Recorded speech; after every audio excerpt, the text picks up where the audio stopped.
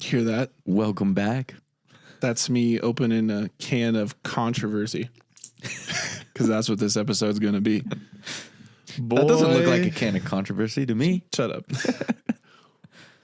Welcome back to another episode of The Supernaturals. I just want to say really quick, that would have been if we had a sponsor for this episode, that would have been perfect. I know. That's not a can of controversy. That's a can of whatever.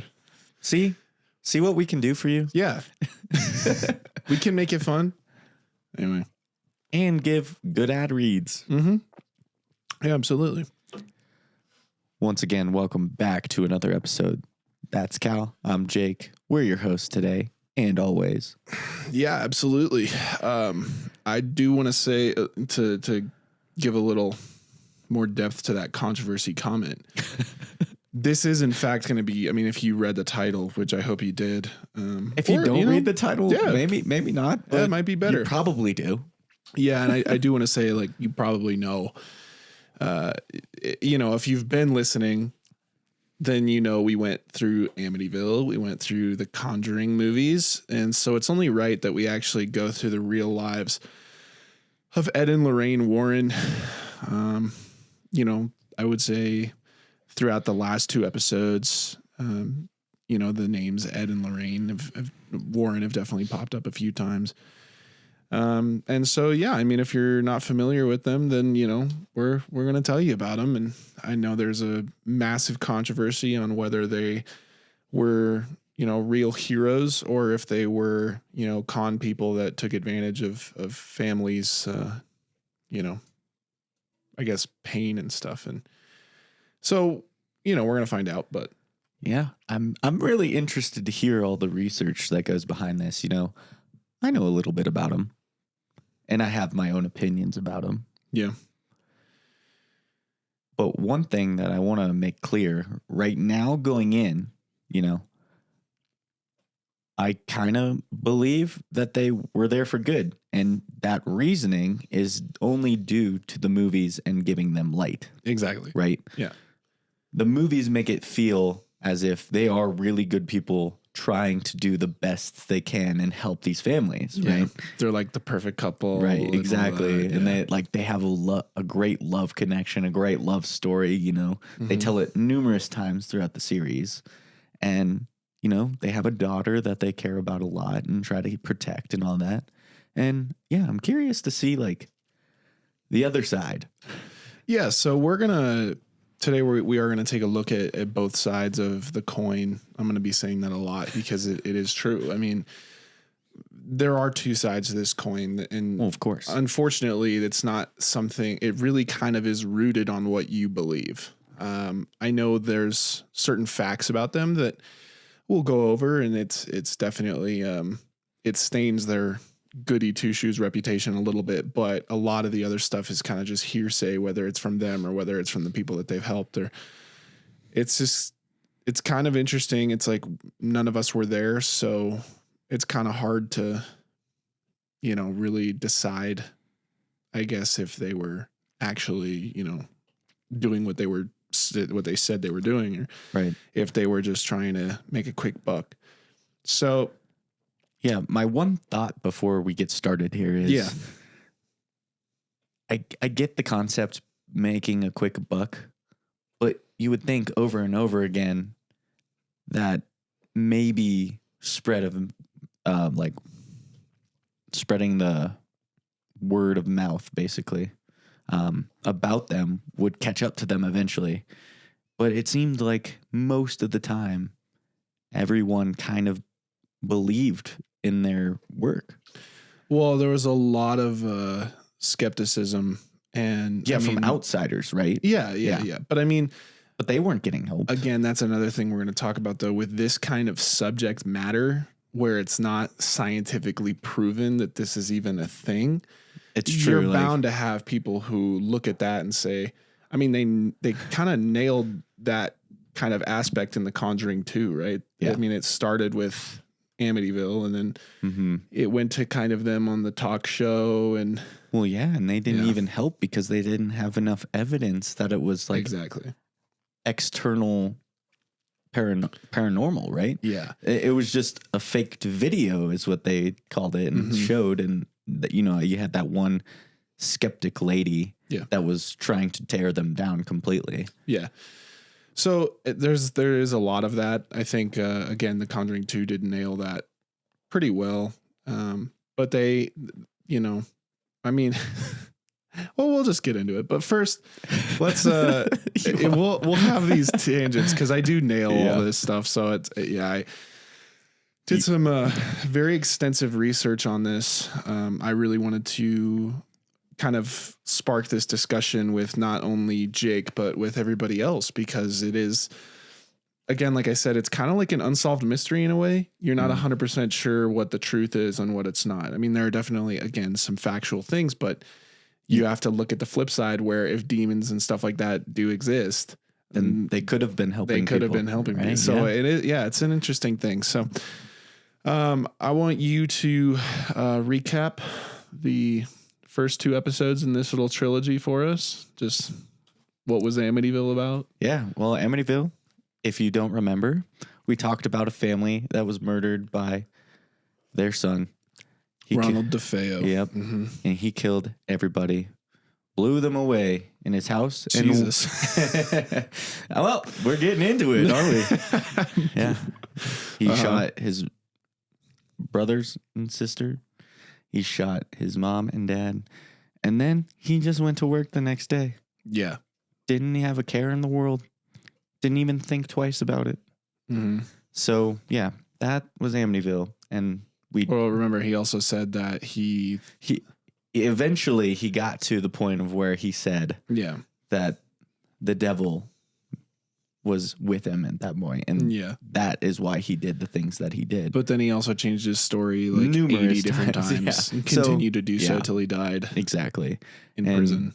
That's just a psychopath. Yeah. Right? And then the family that moved in afterwards, the Lutzes, they started experiencing things too. Yeah. They got the house on a, cheap buy. And well, of course they did, because who wanted to live there in a murder house, right? Which, remember, they didn't know at first. It's so at least that's what they, my mind. At least that's what they said, right? There's no way they had to know. Yeah, they maybe claimed that they didn't, and then got the house for cheap because they're like, well, you know what? It's kind of a steal.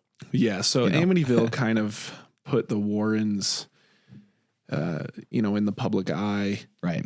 And again, we'll get into that, but that is kind of the big. Well, and with the Lutz family, I believe too. Well, yeah, I mean, they're the ones who made all the money off of the stories and stuff. So yeah. And I'm sure you go into that a bit because, there's both sides of the coin on that one. Exactly. Yeah. But moving on, after Amityville and the Warrens, become public, we talk about and deep dive the Conjuring series. Yeah. Right.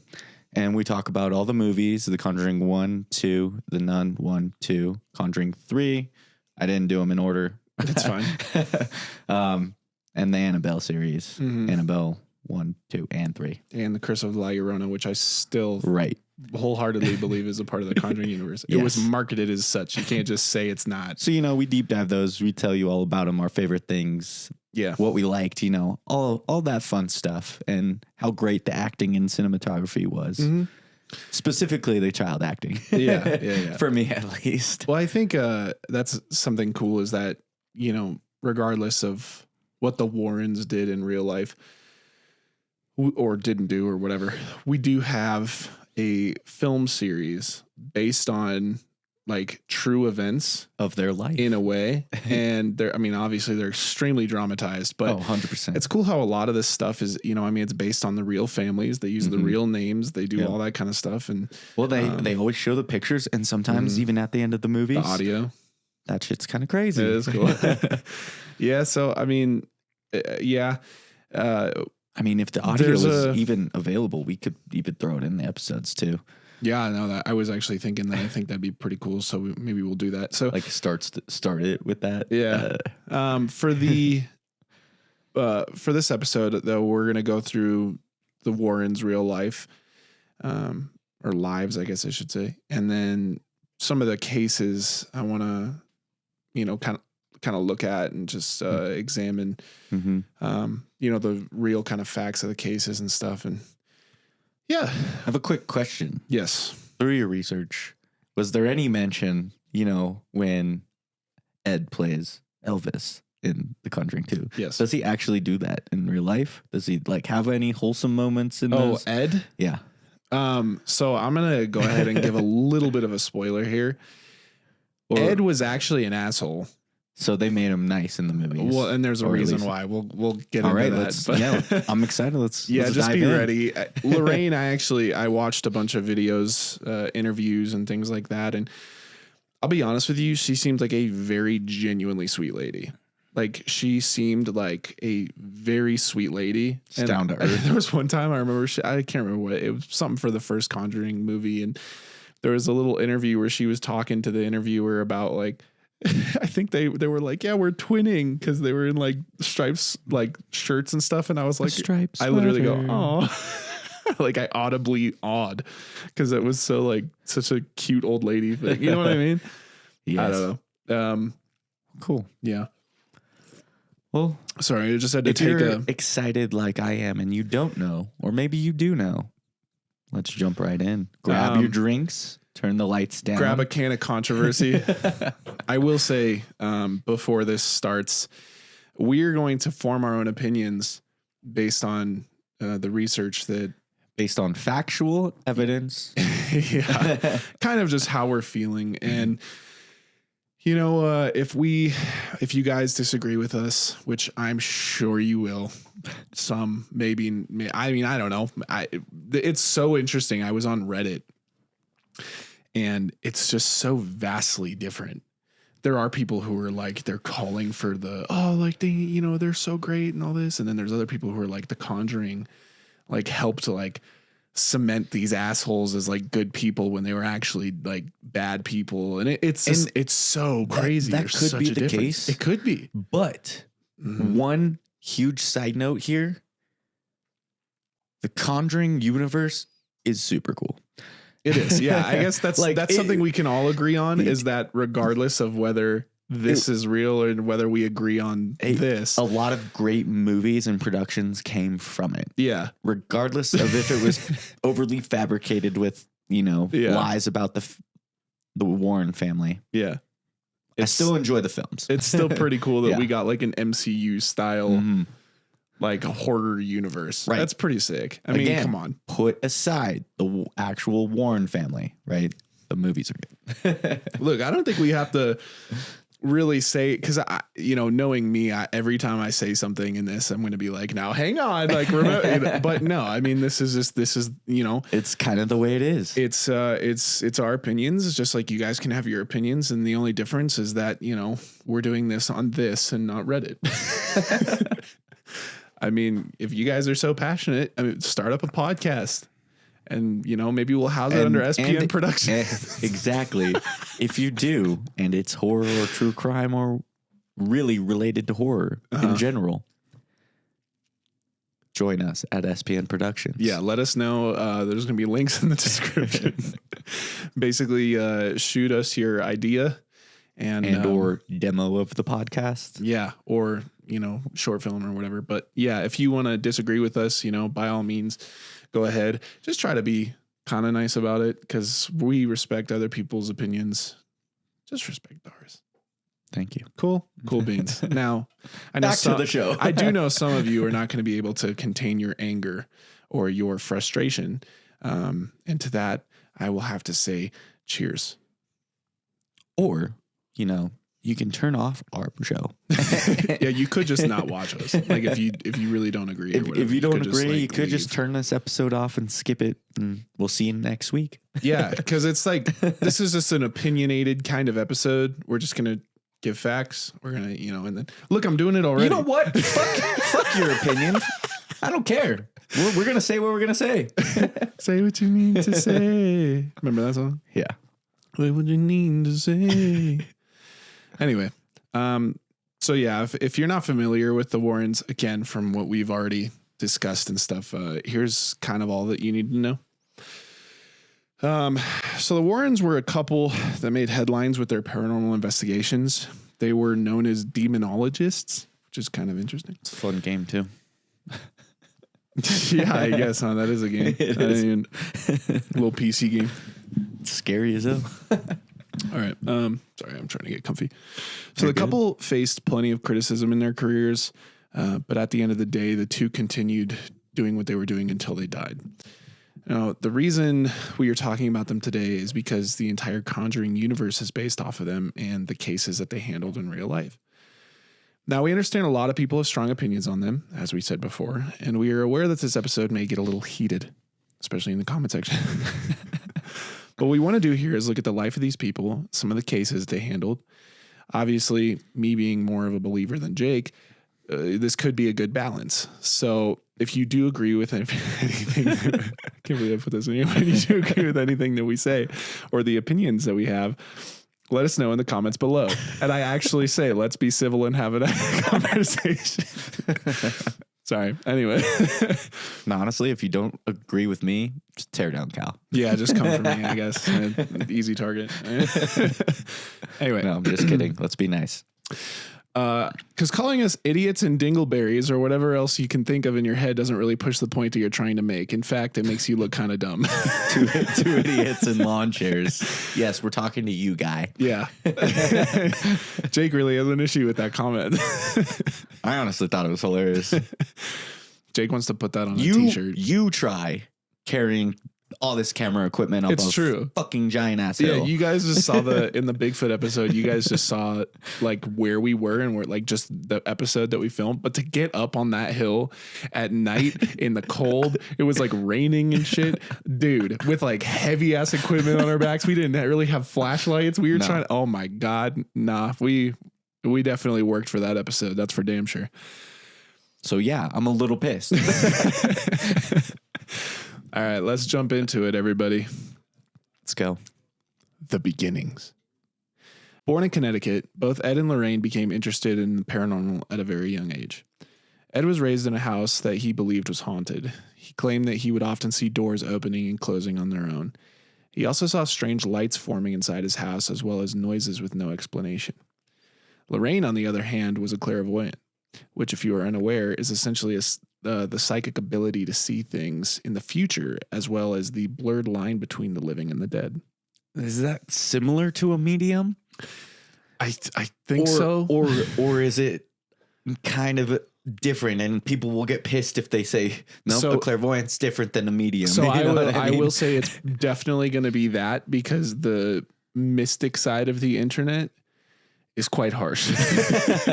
You think everybody's kind of chill? Nah, if you like, dude, if you go in and you fuck up something like astrology, like if I said like I'm, this, let's say like I know I'm a Libra, let's say I but you fuck get around your and I say wrong or something. oh, I'm a Leo, bro. You're getting torched. You're a fucking Libra. Oh, okay, I'm sorry. I don't know. So regardless, that's what she is. Okay. So I'm not the one to ask about that. I don't fucking know. Anyway. Well, this would be a great time for our audience to tell me. Yeah, just let Jake know. Is there a difference? Not a quick. Please give us an entire novel explaining what the difference is between a clairvoyant and a medium. I will read it. Jake would read it. Yeah, exactly. Just like he read the idiots and lawn chairs comment like 1,000 times. Anyway. Moving on. So she began seeing things around 9 years old. She described her experience as seeing auras around everyone. However, she quickly discovered this was abnormal and nobody else could see what she saw. When they were both 16 years old, the two finally met. Ed worked at a movie theater that Lorraine and her mother constantly visited, and it didn't take long before they began dating. Jesus Christ. Went down the wrong pipe. Actually scared me. Sorry. Also can't breathe. Do you remember seeing that in The Conjuring 3? They like showed that kind of like little, and then they went under the gazebo, like the young version, and then it showed like her meeting him at the movie theater. And I literally go, that happened. Yeah, because it did. I liked that scene in the movie. Yeah, it was a good scene in the movie. And then they ran away and it was a perfect love story. Except it wasn't, because their love here would take a bit of a pause as Ed went off to actually fight in World War II when he was 17 years old. Interesting. Do you know that? No. Yeah. They don't talk about that, though. No, they don't. So I wouldn't really know without, like, Googling more about Ed. So Ed served in the Navy and was placed on a ship. However, a few months into his service, his ship collided with an oil tanker in the middle of the Atlantic Ocean. And after a massive explosion and fire, everyone was forced to jump from ship. Mind you, this was the North Atlantic where the water was ice cold. As he swam there, he prayed and prayed for help, which eventually came. He claimed that only one thing was on his mind during that time. And when the war ended and he returned home, he married that one thing. So it is a cool story, right? I feel like back in those days, though, they either would marry immediately or when they come back, they have them waiting. Yeah. Right? Yeah. I feel like that's like common. Yeah. Back in like the World War I, World War II era. Yeah. There wasn't Snapchat where people could like cheat on each other. True. Anyway, Ed and Lorraine were married in 1945. And on January 11th, 1946, they had their first and only child, Judy Warren. After the war, Ed found an outlet in painting.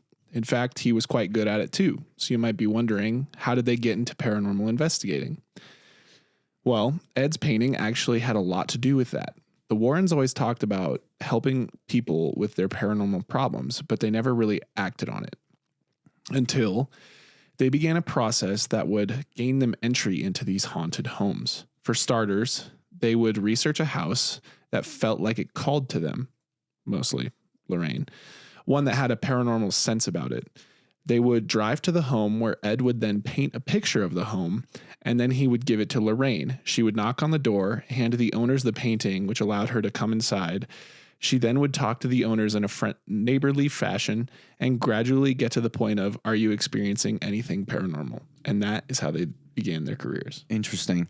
Now, I find that quite odd, though. It is a little if odd. Someone just, randomly shows up on your doorstep and goes, I painted your house. You'd be like, why? Why are you watching? Again, it could be like 1945 or whatever. I understand times have changed, times are different, but it's still kind of odd. Is it not? It's still odd. I mean, do you know how expensive it is to get a painting in your house, though? If somebody does it for free, and like apparently Ed was pretty good too. I mean, it's kind of true. I'd be like, I'll take this and invite like them hang in, that shit up. maybe have some tea or a cup of coffee, right? Yeah. Be like, thanks for the painting, and then they're like, start talking, and maybe you're just like, yeah, I am experiencing weird shit. Yeah. And then you start talking like, yeah. By the way, I know that because like I see. I can see how that is possible and how that could happen with people. However, no solicitors at my house, please. Thank you. Yeah. Well, the one thing I will say is like, I mean, God, I want to say this first, but so we get into this for a second, but if I repeat this again, I'm sorry, but regardless, they did this for like 20 years before they even made like a dime on this. I get it. So my point is like, they must have had to have like gotten something, like some kind of ghostly shit. If people like thought, oh yeah, I got some shit going on, that little house trick. I mean, if they came to our house, we'd be like, the fuck are wrong with these people? And then I'd be like, no, we're good. We're not experiencing shit. Like see you later. And then be a weird encounter, but you kind of would move on. Yeah. But my point is like, I'm curious I wish we knew. This is a thing. It's like it kind of is just, it's unsolved. We don't know. I wish we knew the success rate of how many times they went into a house and they were like, yeah, it's haunted. Right. And actually got something. That would kind of prove. What if it was like 1 in 10 or 1 in 20, right? Yeah. Well, what if it was like, let's say, they got one in a blue moon. Okay. That probably proves like, it's not really, because how many of us have experienced stuff? Probably a lot of us. Yeah. So, sure. I would say the majority of us have experienced some kind of weird phenomenon or something one time or another. So I would say, once in a blue moon. All right. But if Lorraine's stats were like she's got a 90% success rate. She got like a 90 KD ratio. No, but like if it was like 90% success, I'd be like, yeah, I mean, that's kind of proof right there. You could look at that to some extent. Yeah. I mean, like if you're getting 90%, yeah, that's an A. That's an A. I mean, is it talked about? Like, do they maybe they scouted the house prior and they've watched Exactly. the family. Could right? be that too. You know, They they could like be they freaks. target people. Yeah.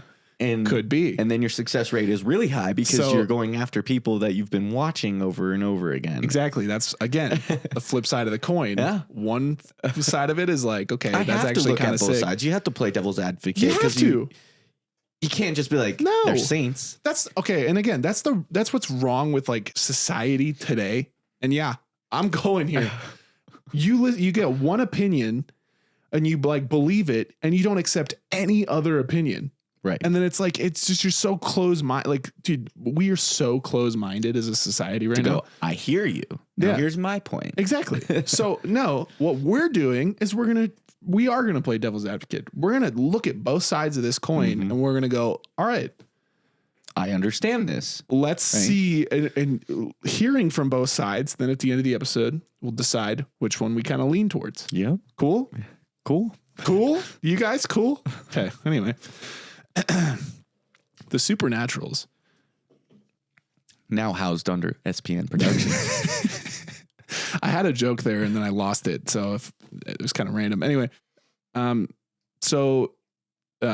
they did begin to receive requests from people to have the Warrens come check out their home, Ed would first travel to their home and try to find every logical explanation for the noises, random door slams, and any other apparent paranormal activity. Hold on one sec. Yeah. So now they're getting requests. Yes. Okay. So again, that's what I'm saying is they must have had kind of a bit of a success rate if now they're getting requests from people. Sure. Sure, it was more locally, but I mean, word of mouth, Right. things spread. Yep. Now, personally, I will say that was pretty cool. Say what you will about whether you believe them or not, but I do think that dismissing potential cases due to natural reasons for the supposed activity is kind of honorable. Mm-hmm. And again, the flip side of that coin, the bad side is maybe they did that to throw off the scent that every case that they took was, just to, I guess like if you do have, it is kind of like if you have 100% success rate, it does seem kind of fishy. Right. So you could, you know what I mean? But then, always the skeptic in me is like, what if these requests aren't really requests? Yeah. Right. They're faked requests or could be. We're getting 10 requests a week or a month. And is there really proof that request was actually called and answered? Could be. But flip side of that coin, they were legit. And Ed was actually doing this, going and being like, oh, there's like a rusty ass pipe that's causing this noise. Oh, of course. There's probably, they showed that in the first Conjuring movie where they're like, yeah, this is just, your pipes are making sound. Yeah. Now, before we get into some of their cases, I do want to talk about the criticisms that they faced, because when you try to do something that includes demons or God or the devil, you obviously have to know that you're going to deal with some skeptics. Oh, of course. Again, that stuff is not proven. People believe in different things. And I think, people just, if you truly believe, faith, you might be closed-minded about things like political or whatever, but faith, nobody's changing your mind. Right. If you believe it. Yeah. Yeah. So it is kind of like if you, let's say you're a Buddhist. I don't even know. Do Buddhists believe in like God and stuff? They have their own God, I believe. I don't think so. Because Buddha was a dude. He's like an actual guy. Really? Yeah. I think they believe in like the afterlife, but I don't think it's like a God. Okay. But on the flip side, Jesus he was a guy. Yeah. And people believe in him. So, well, again, it's kind of the same. My point is if you, believe in a religion that doesn't have a God and you hear these people talking about the devil and Christ and all that, you're going to be like, yeah, well, what are you guys talking about? What are you doing? So I get that. It's not the success rate. I don't think you're ever going to be able to prove that like demons exist and stuff like scientifically. Demons? I don't think so. Probably not. I just think it's like, it's a thing. It's kind of like, we don't really know. Like, I believe that human beings have a soul. I think it's like, just, it's like massive, like energy. and Okay. like that's gonna go somewhere. I do believe in an afterlife. I just don't really know what it is. But Could just be dark. well, to me, I believe I'm going to Star Wars. I believe that it's something, your heaven or your afterlife is essentially going to be whatever you want it to be. And therefore, I want it to be Star Wars. So, and I hope that it's like a multiplayer server to where I could be like, yo, Jake, come over here to Star Wars. We'll go to Hoth. We'll catch a couple bounties, maybe a couple lightsaber duels. Well, I mean, yeah, there's so many theories on the afterlife. Yeah, we could get into that. Yeah, a whole nobody's gonna mess of stuff know. there. Yeah, what is really out there until you get there, until you experience it. Which at that point you're not telling anybody. Exactly, you are dead. Yeah. But regardless, I do think. I mean, I believe in ghosts. I just think it's like energy that is just stuck here. I think it like hasn't gone anywhere yet. That's what I think a ghost really is, and so. A demon, though, I mean, I do believe in like demons. I do. You got some bad ones. Do I believe in like Satan and hell and stuff? No, because that would imply that I believe that there's. Well, I don't know. Religious talk with Cal and Jake. No. Regardless, what I'm trying to say is, it's a tough subject. It is a tough thing to talk about, and it's also like. Nobody has the answers. Everybody just believes what they want to believe. And so this kind of line of work would never be like... It would only work for believers. Like working at Walmart. Yeah.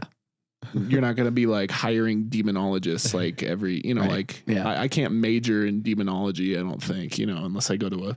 But it's like one thing that kind of blows my mind here is all these people in this like town / local area are having ghostly phenomenon. Well, it was the entire, like, it wasn't just Connecticut. It was like Massachusetts. No, it was like I all understand that, but New York, they had cases like everywhere up there. It's just kind of wild that doesn't seem to be like a thing anymore.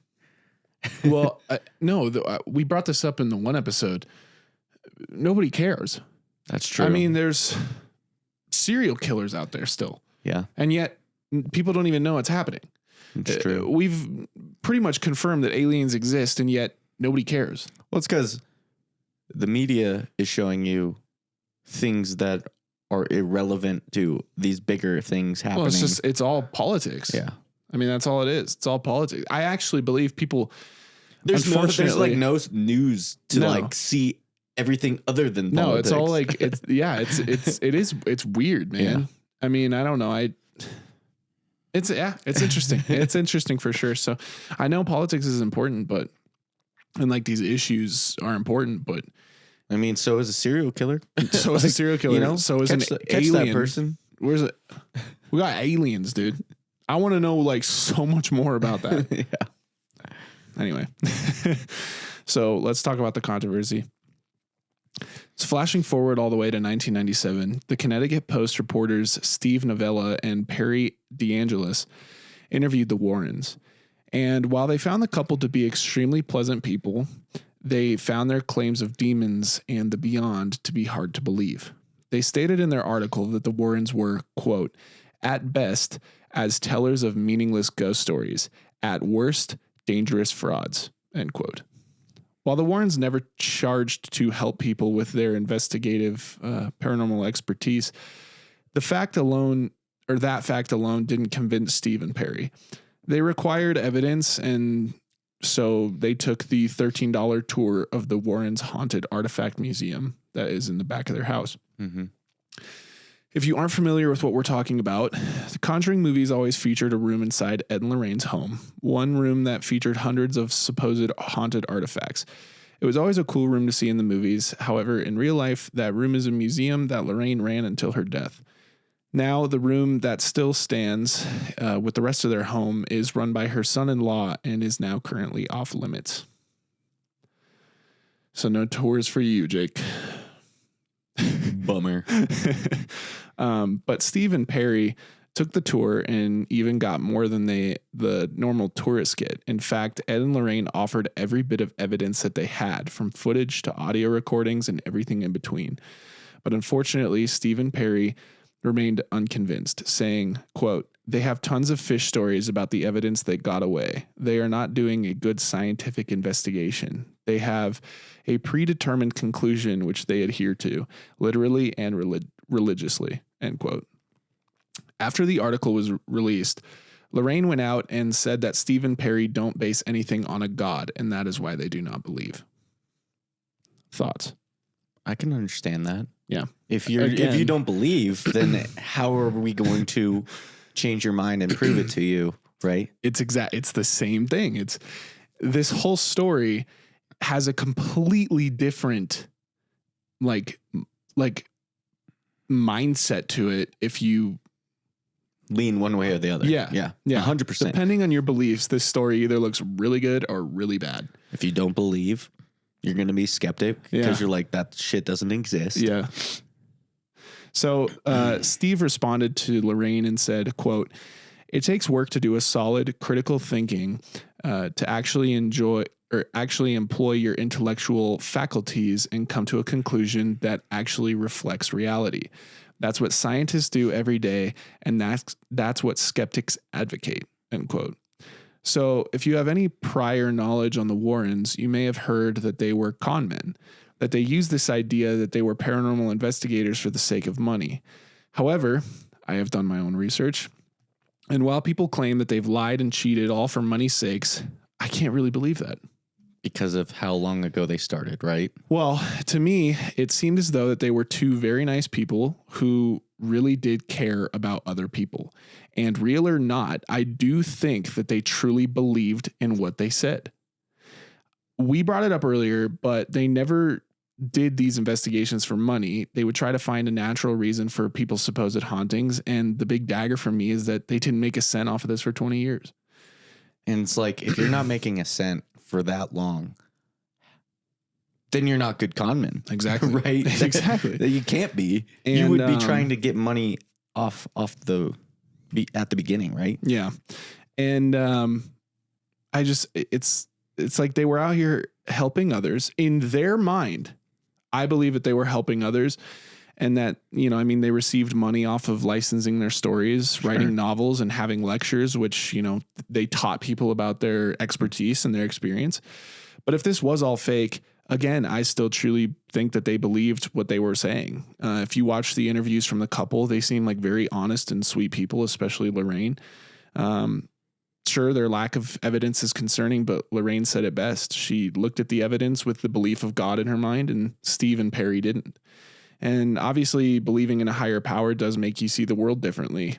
So what they thought was evidence probably was, it probably was evidence to a believer like them. Mm-hmm. I mean, that's true. I've heard a lot of people say their life had gotten better when they accepted God and Jesus into their life, and all of these things that, one person might be like, well, maybe you just bettered your life without, all of this belief, but it just gave you a reason. Yeah. And then you have the other side where this literally saved your life, and now you just believe in this higher being because now your life is just so much better off than it was. Yeah. And when you do believe, right, like Lorraine, of course you're going to believe in something that you're doing.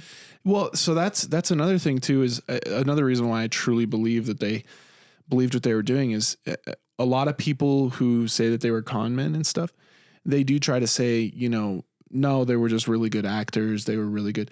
And I got to be honest, I don't think so.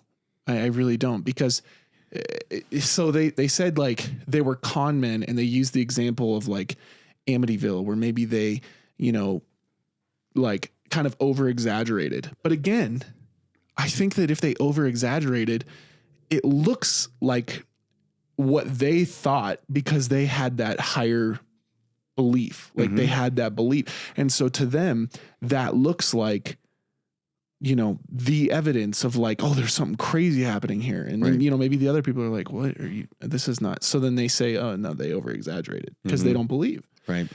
And so again, whether they were right or if they were wrong, whatever, if this was real or if this was fake, I do truly believe that they just, and they made money off this stuff, but like eventually, right? But like, Would you not? Like, if you were in that same situation, would you not? It's kind of the same argument that, like, when people say, like, oh, you're a Nepo baby, like in Hollywood or something. If I was a Nepo baby, I still would be an actor because, Yeah.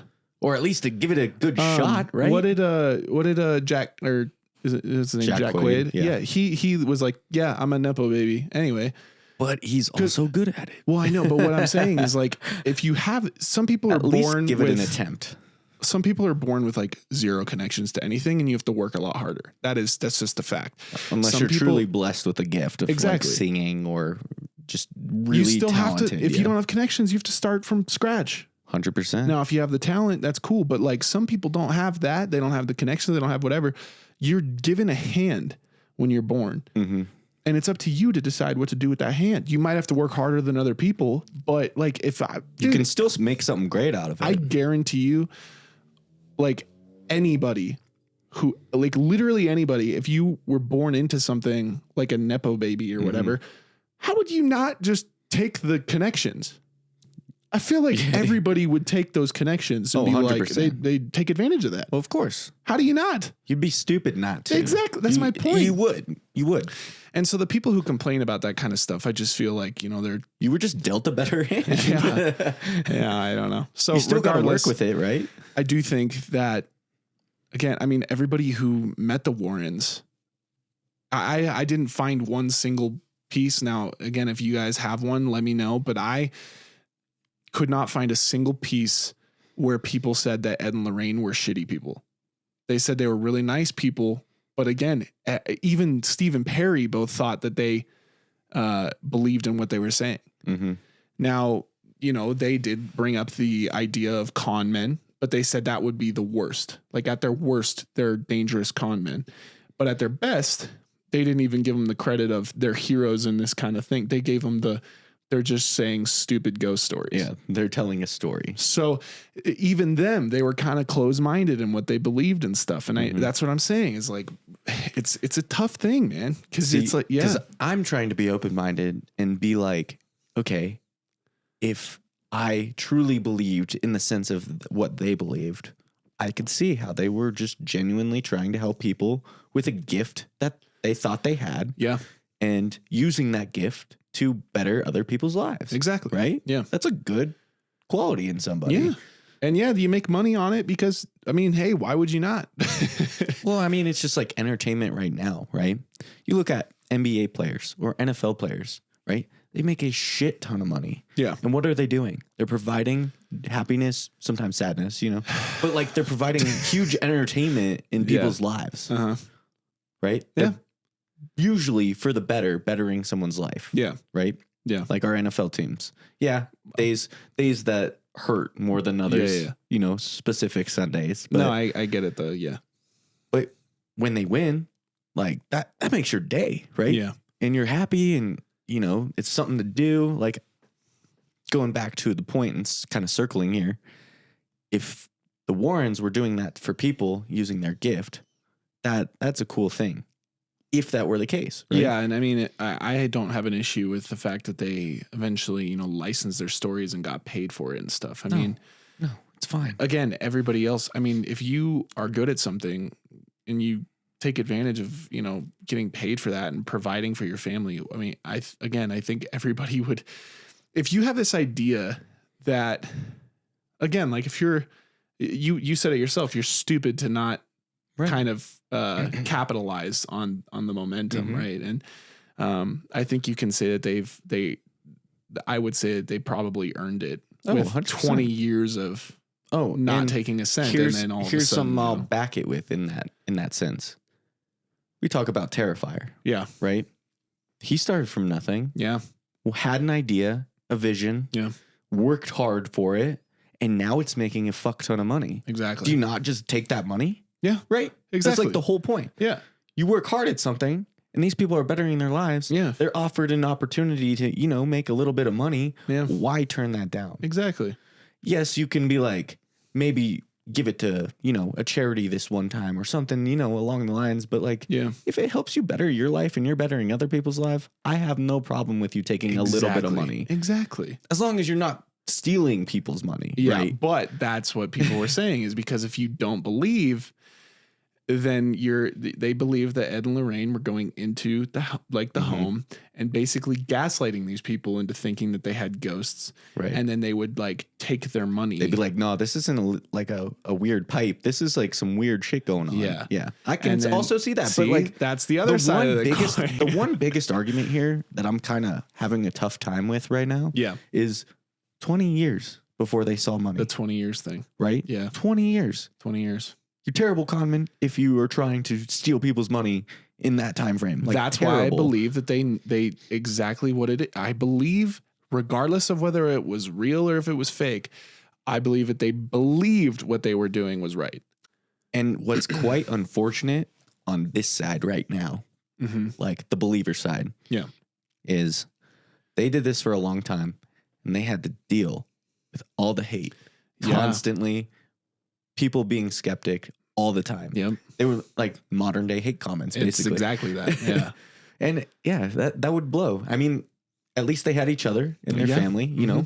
It's a lot easier to do when you have someone else. Hell yeah. Right? We know.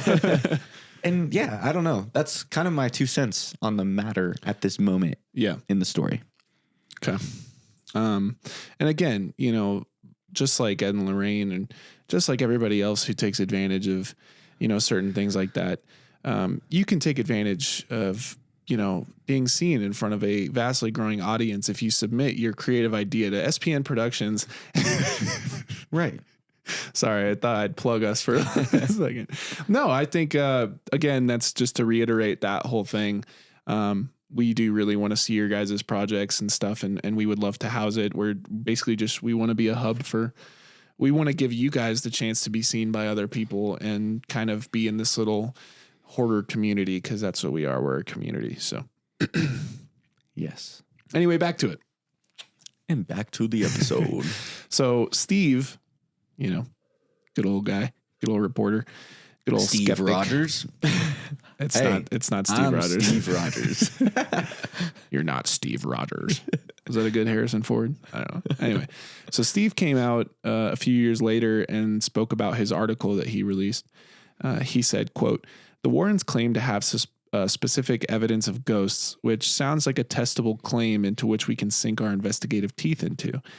What we found was a very nice couple, some genuinely sincere people, but absolutely no compelling evidence," end quote. So once again, someone sees that they're nice and great people. Yeah. But just no proof. They just don't believe it. Yeah. Yeah. So both Steve and Perry made sure to tell the public that they believed the Warrens would never intentionally cause harm to anyone, but that they believed that by making people fall into this facade, the act itself was harmful. Thoughts? This guy is just trying to tear him down. Well, yeah, but I think he's like trying to do it in a way to where it's like not, he's essentially just saying like, you don't have scientific proof. Right. And the Warrens did say, come out to our place. We'll show you every piece of evidence that we have, the audio recordings, all that stuff. And them being scientific, like, or, you know, investigative people, they were looking for, like, without a shadow of a doubt, something exists. Like, it has to be proven. Exactly. Right? And not they're just saying, some tape recording that they hear and go, well, you made that shit up or something. You know? And they're saying, I get that. You know, hey, you know, this just isn't proof. And, again, it's it like, depends. did they really have the skill and thing to manipulate tape back then? Probably not. I don't think so. No, I think we get into that when we do talk about that case. So yeah, we're not even to the cases yet. No, we're not. Jesus Christ. What are we at? 52. All right. So, sorry, I've been talking. Lorraine Warren and the contract. So here's where things get a little dicey.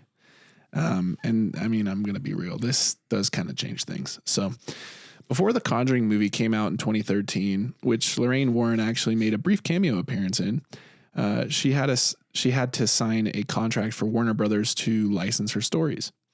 And since Ed had sadly passed away in 2006, it was left to Lorraine to make sure that the films would honor her and Ed's legacy. However, more conspiracy comes with this. She changed a ton of terms for the contract, including some very personal ones about her and, her marriage with Ed. Some people believe that by doing this, it shows that she isn't being fully transparent and thus shows that she lies. Yeah, I can see that. I mean, I get if you don't want certain things in light. I understand. Like, everybody has their personal lives, right?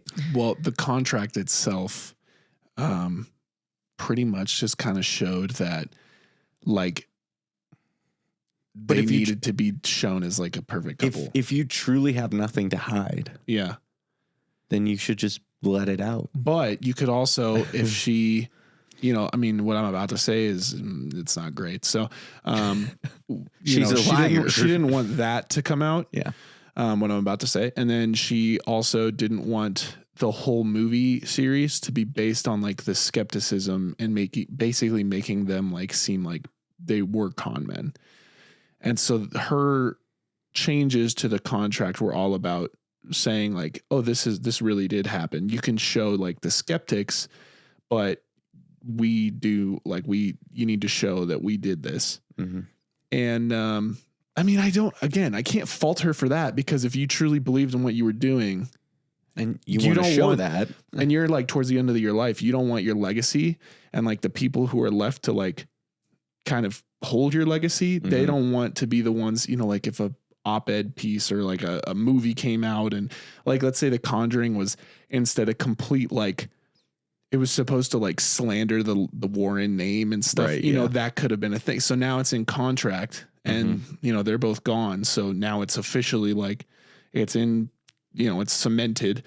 They need to be shown a specific way throughout. And I think us in the horror community do love that. I mean, whether you believe or not in Ed and Lorraine, we definitely got a perfect couple, like a perfect horror couple. Oh, of course. I mean, movies. They definitely have, a few struggles along the way, but every moment. Who doesn't want a marriage like that? Come on now. But it gives them a lot of opportunity for wholesome moments in those movies, which, like we talked about last episode, mm-hmm. is really unique and cool in a horror film, right? Yeah. Yeah, no, I agree. So here's this is not great, everybody. So the personal issues that we're talking about here are the ones that came to light in 2017. So Judith Penny claimed that she and Ed had a 40-year sexual relationship starting when she was 15 years old. 40 years? 40 years, like an affair. 40 years. And it started when she was 15. Yikes.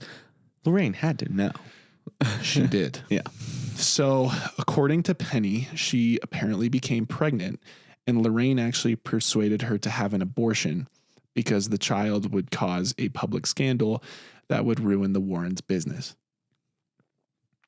Interesting. Yeah, it's not great. Not great. You not shouldn't great. Force something upon somebody. No, was put into the contract. That's not a good thing. No, it's not. So in fact, this was put into the contract by Lorraine in The Conjuring. It was actually stated that two of them couldn't be shown committing any crimes and that it was completely off limits that Ed was shown speaking or having any relations with a minor.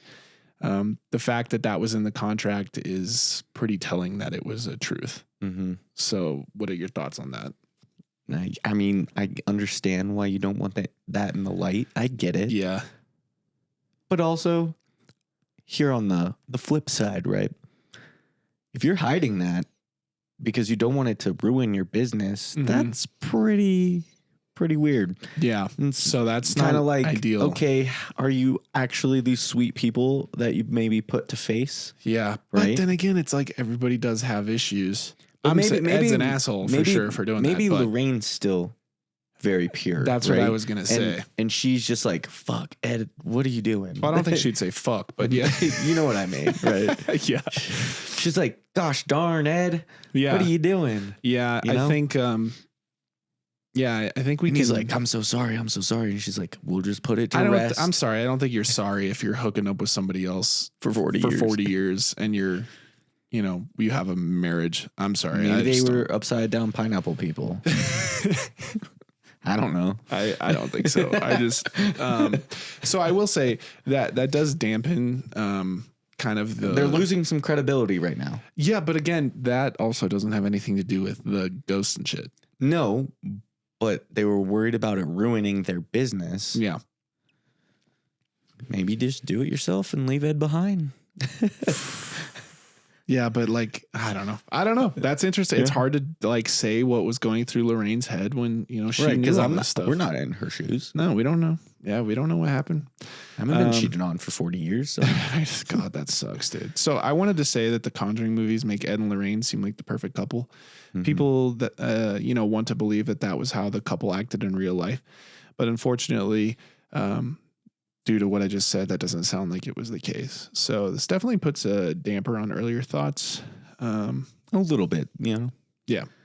They're losing some credibility, but like you said, it's true. It's not touching their actual beliefs. Yeah. And what they believe. So it's just kind of, you know, if they were these religious people. Yeah. Adultery is a sin, and it is. He was committing it for a long time. So exactly. Are you really that religious then?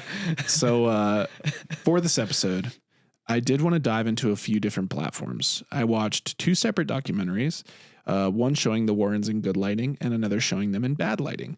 I went to Reddit and checked people's opinions of the Warrens on them there.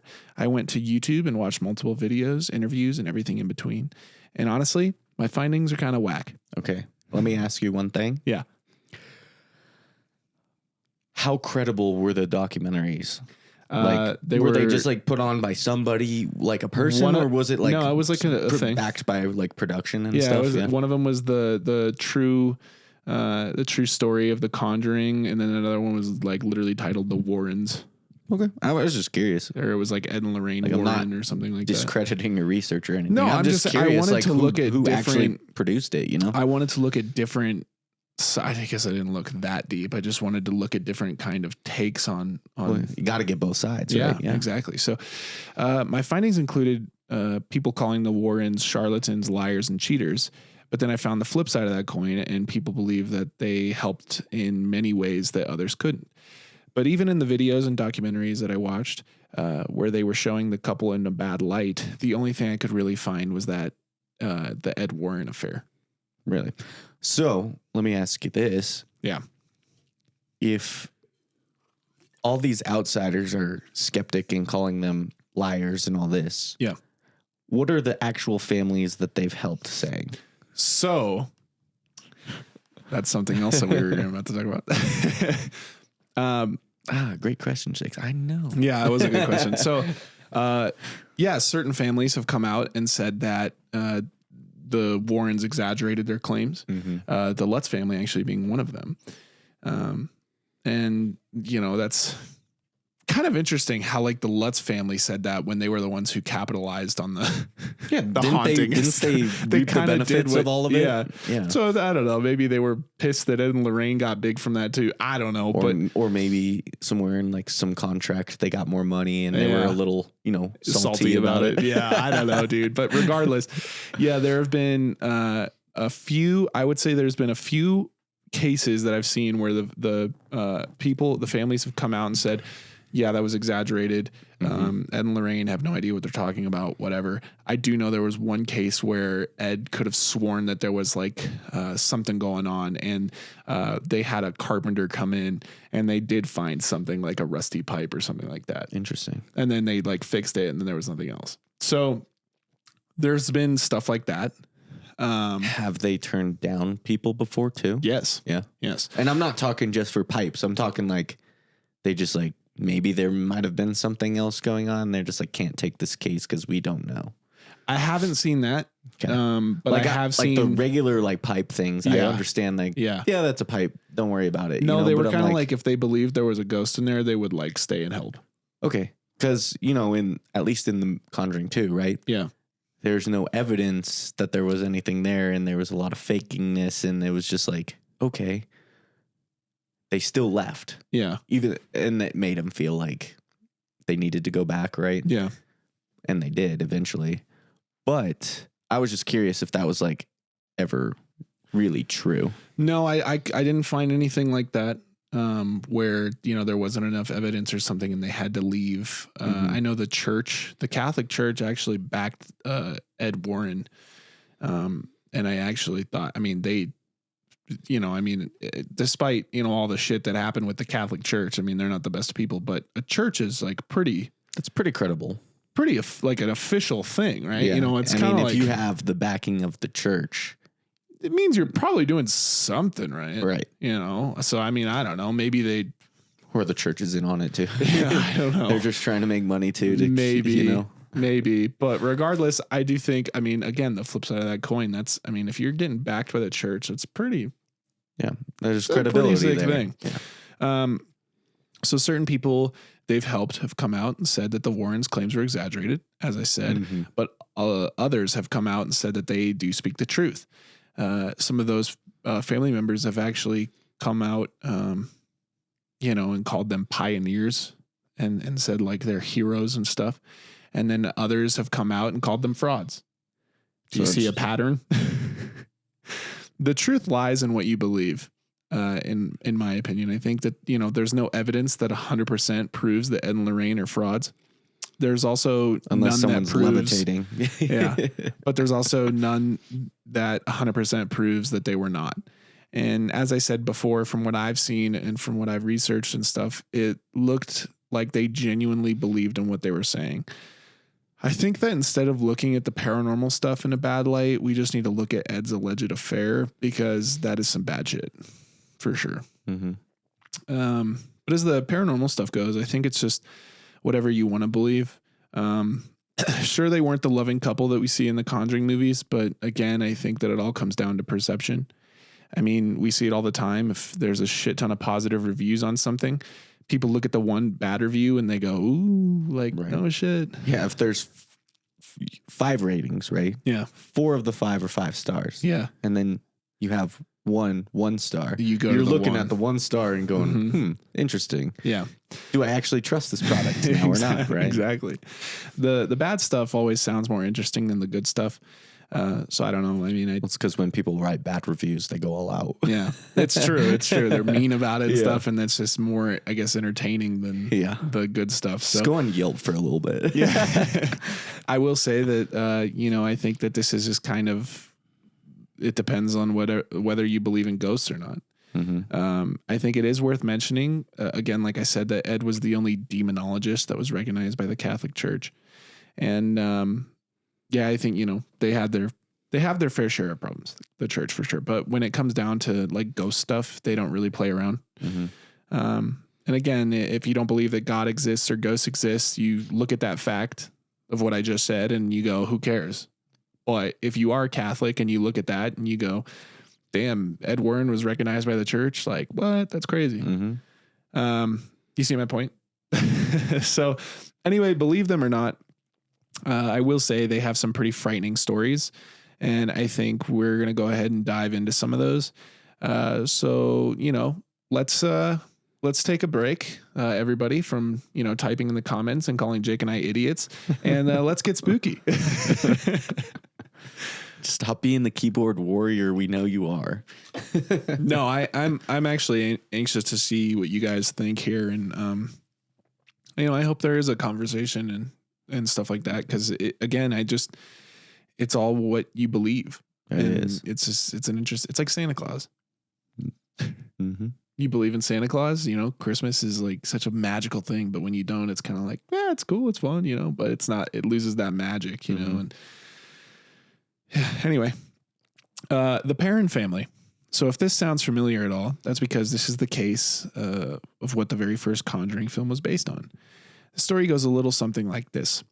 Roger and Carolyn Perron moved into a very nice 200-acre home in Rhode Island. They 200 had acres? 200 acres. That's crazy. I know. They had 5 daughters and were a loving family. However, the one thing that they were unaware of was that the house had a dark history. Dating all the way back to the 1700s, the home had featured a terrible track record of its inhabitants dying on the property. Some were murdered and others hung themselves. This was obviously used for The Conjuring. However, unlike the film, the spirits that inhabited the home tormented the Perron family, and the activity only escalated when Ed and Lorraine arrived. So it actually got so bad that Roger Perron had to tell Ed and Lorraine to leave the home. Really? Yeah. So the paranormal activity that the family experienced was noises, foul smells, and apparitions appearing out of thin air. The oldest daughter, Andrea, ended up writing a book about the haunting her family endured. She mentioned that things got so bad when Ed and Lorraine showed up that one of her family members was almost possessed. She also mentioned that the spirits she encountered had a wide variety of personalities, just like living people. Another crazy thing Andrea said was that in the Conjuring film, they showed the climactic battle was a possession, but in all reality, it was actually a seance.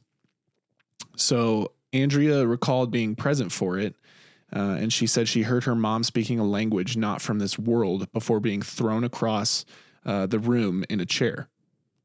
So kind of a more exaggerated take on that was used for the film.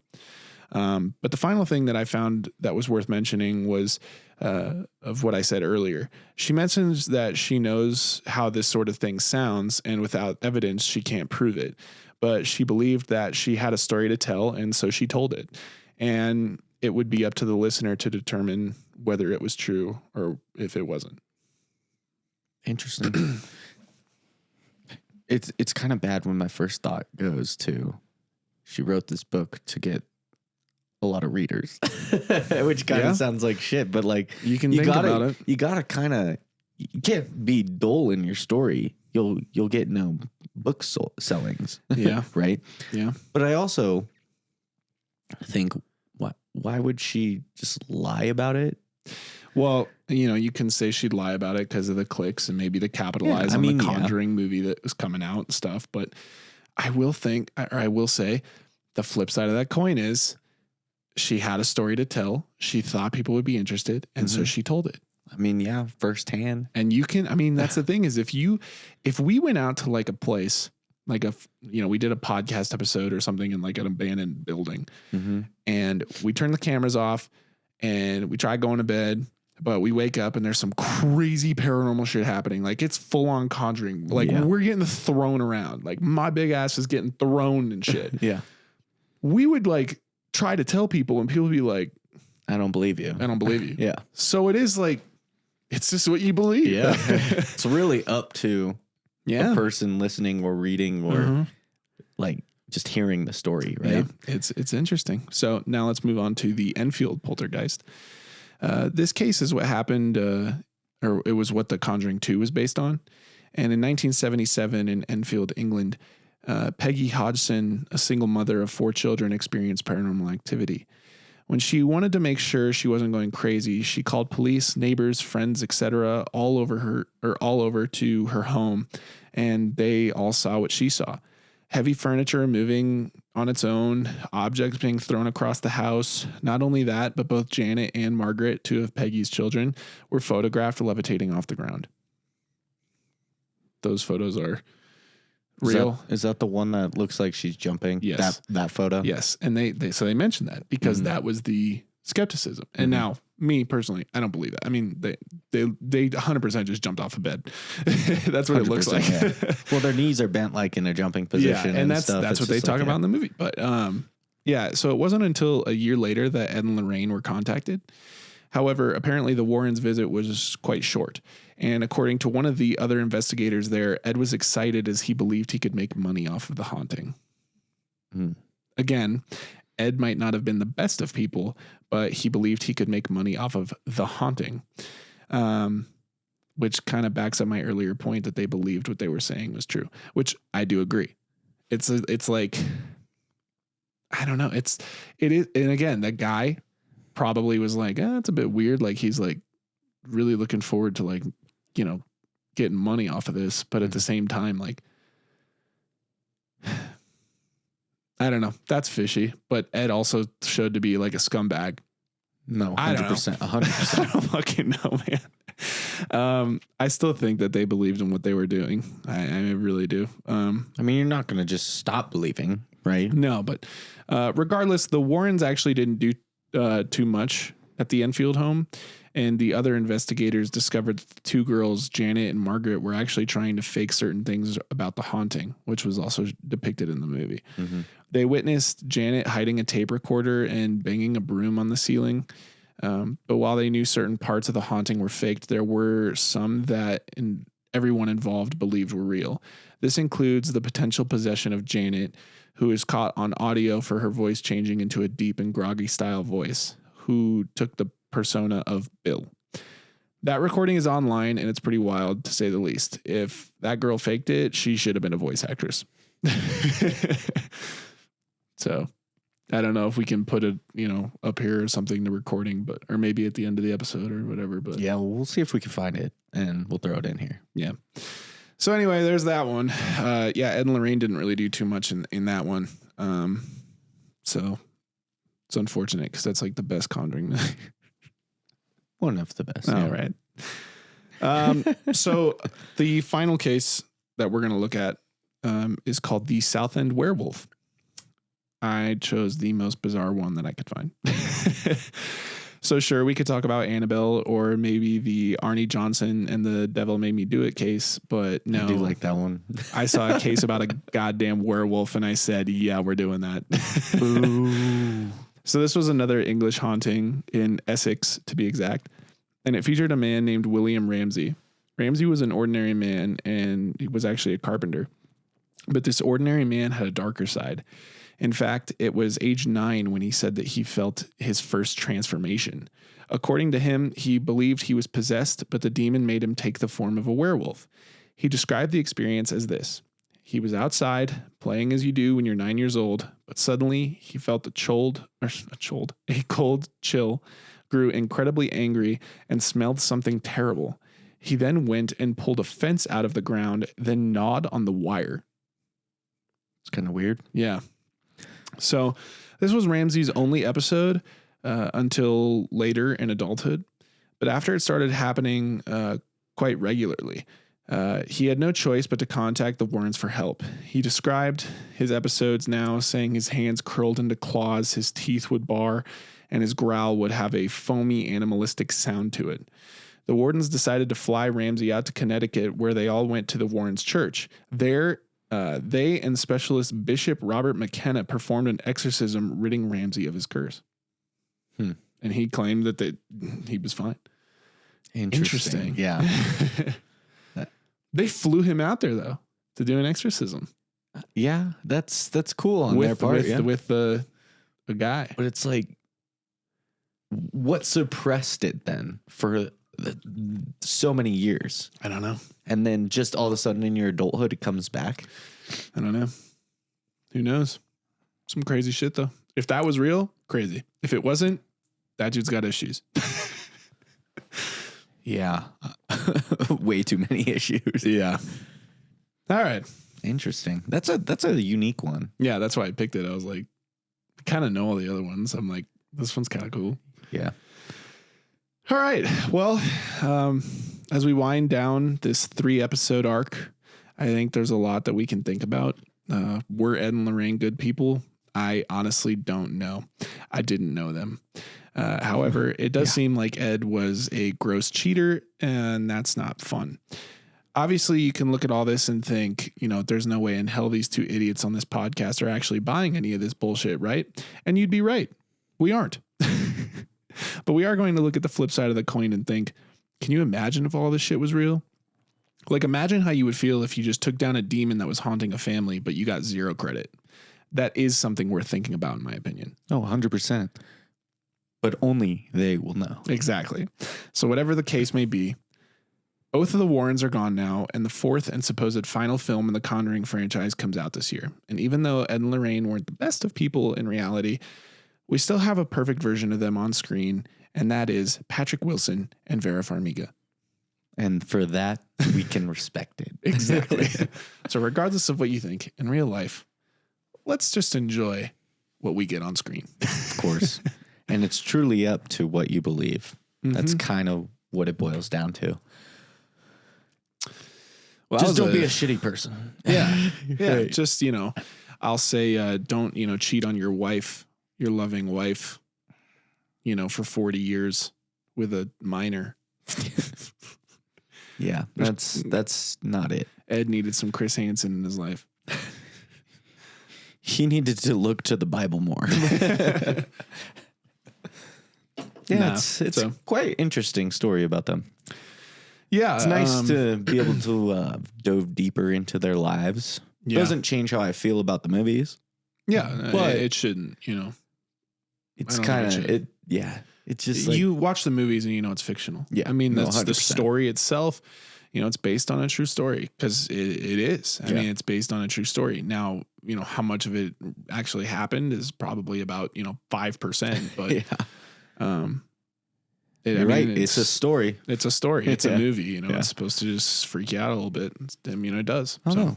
Let us know what you guys are thinking. Yeah, we obviously could have dove a little bit deeper, but that would have been like 3 episodes of me just saying quotes from people, and that would have been boring. So I just kind of picked the most important shit and just kind of, it really is just, at the end of the day, it really is a lot of he said, she said kind of stuff, and it's up to you to make your decision about them. It's whether or not you believe in, you know, all of the supernatural things that can occur. Yeah. Whether you believe in the higher beings and lower beings or whatever. And that's just like, do you believe? If you believe, can you get behind them and their beliefs? Yeah, I don't think after doing this, I don't think I'd ever be like, I 100% am backing them. Yeah, no, but I again, like I said, I believe that what they thought they were doing was right. I believe that they believed everything that they were doing. Yeah, they thought they were helping people. Yeah. Mm-hmm. I think that I can make that like assumption for sure. But I mean, did they cause harm when, maybe they frightened a family with what they were doing? Maybe they. Yeah, I mean, I don't know. I can't really. I just think that it is what it is. It happened. I mean, I don't know. They're gone now. So if you guys are super against them, well, now you don't have to worry about them anymore. I do know they started a society for people like them. There literally is like a whole like little school out there in Connecticut that they started where there's people who want to do what they did.